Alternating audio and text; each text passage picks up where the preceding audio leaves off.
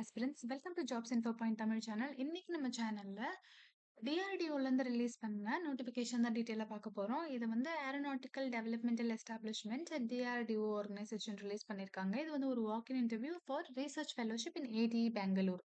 சரி அந்த இதுக்கு வந்து என்ன பண்ணணும் அப்படின்னு பார்த்தீங்கன்னா, உங்கள் 4 மார்ச் வந்து இது வந்து மெயில் பண்ண நீங்கள் ஸ்டார்ட் பண்ணலாம். 24 மார்ச் அதாவது டியூஸ்டே வரைக்கும் நீங்கள் மெயில் பண்ணலாம். ஸோ இது எதுக்காக அப்படின்னு பார்த்தீங்கன்னா, நம்ம ஏரோநாட்டிக்கல் டெவலப்மெண்ட் எஸ்டாப்ளிஷ்மெண்ட் பெங்களூர்ல இருக்கிறவங்க அவங்களோட பிரீமியர் லேபரட்டரிக்கு டிஆர்டிஓ சார்பா அப்ளிகேஷன்ஸ் வந்து இன்வைட் பண்ணியிருக்காங்க ரிசர்ச் ஃபெலோஷிப்காக.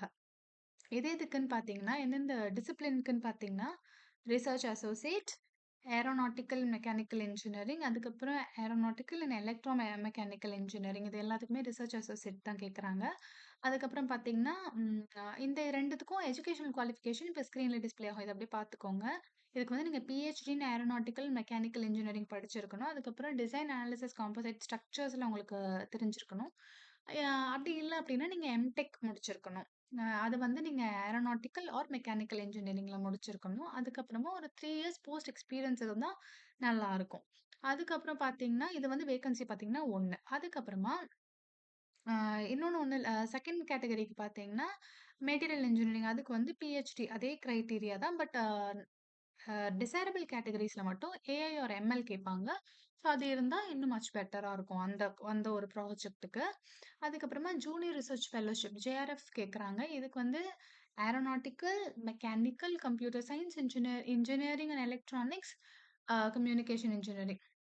அதாவது computer science engineering and ECE கேட்குறாங்க. இதுக்கு வந்து BTech first class division GATE கண்டிப்பா இருக்கணும். அதுக்கப்புறம் அப்படி இல்ல அப்படின்னா எம்டெக் வச்சு நீங்க ஃபர்ஸ்ட் கிளாஸ் டிவிஷன்ல போலாம். இதுக்கு வேக்கன்சிஸ் வந்து 311 இந்த எல்லா இதுக்கும்.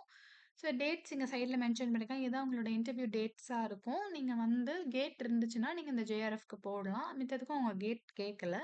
இருந்தா அதையுமே போடுங்க. அதுவும் நல்லது.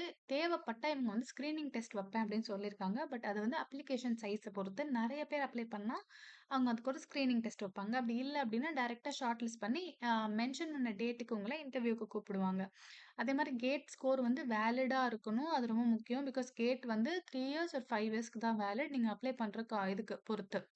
உங்க கேட் வேலிடிட்டி உங்க கேட் ஸ்கோர்லயே மென்ஷன் பண்ணியிருப்பாங்க. அதுல நீங்க பார்த்துக்கலாம்.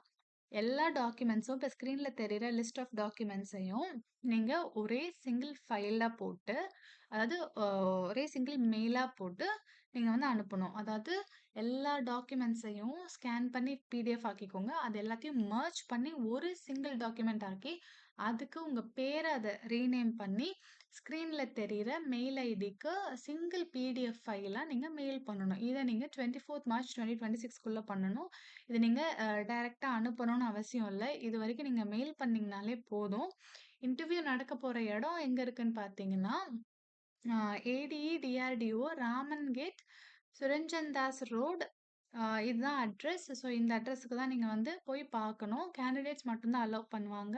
உங்களோட original government issued ID like Aadhaar, passport, driving licence இந்த மாரி டாக்குமெண்ட்ஸ் வந்து நீங்க கண்டிப்பா கேரி பண்ணிக்கோங்க. உங்களோட ஐடென்டிட்டி ப்ரூஃப்காக. ஸோ எந்தெந்த இடத்துல நடக்க போது, ஏஜ் லிமிட் வந்து 35 டூ 28ன்னு மென்ஷன் பண்ணியிருக்காங்க. இது வந்து ஆர்ஐ அண்ட் ஜேஆர்எஃப்க்கு. ஸோ டெக்னிக்கலி ஜேஆர்எஃப்க்கு வந்து ரொம்ப கம்மியா இருக்கும் ஏஜ். ஸோ 35 நீங்க 30ஸ் கிராஸ் பண்ணிட்டீங்க அப்படின்னா, நீங்க ஆர்ஐக்கு ரிசர்ச் அசோசியேட்க்கு அப்ளை பண்ணலாம்.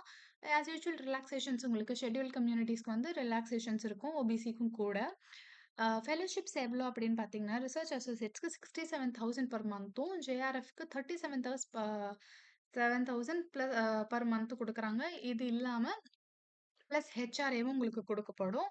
ஸோ இதுதான் இங்க கான்செப்ட். ஜேஆர்எஃப் ஓட டென்யூர் பார்த்தீங்கன்னா 2 இயர்ஸ்க்கு இருக்கும். உங்களோட ஆர்ஏக்கான டென்யூரும் 2 இயர்ஸ்க்கு தான் இருக்கும். ஜேஆர்எஃப்க்கு வந்து இனிஷியலா 2 இயர்ஸ் குடுத்துட்டு, அப்புறம் அது எஸ்ஆர்எஃப்பா வந்து உங்க வொர்க் புடிச்சிருந்தா, நீங்க ப்ராக்ரஸ் காட்டுனீங்கன்னா, அத வந்து மாத்துவாங்க. ஸோ இதுதான் உங்க கான்செப்ட். நீங்க இதுக்கு அப்ளை பண்ணலாம். பிகாஸ் இது வந்து ஒரு நல்ல ஆப்ஷன் தான். உங்களுக்கு கீழயே வந்து பஸ் ரூட்டும் மென்ஷன் பண்ணியிருக்காங்க. ஸோ இதுதான் பஸ் ரூட்டு. நீங்க இத பார்த்துட்டு, நீங்க அப்ளை பண்றீங்க அப்டின்னா, மெயில் பண்ணி வைங்க. ஸோ இப்போதைக்கு மெயில் பண்ணுங்க. நீங்க ஷார்ட் லிஸ்ட் ஆறீங்களான்னு பாருங்க. ஷார்ட் லிஸ்ட் ஆனீங்கன்னா, அத நம்ம என்ன பண்றதுன்னு அப்புறம் யோசிக்கலாம். அதுக்குள்ள நீங்க இது நல்லதா, போலாமா, வேணாமான்னு யோசிச்சுக்கோங்க.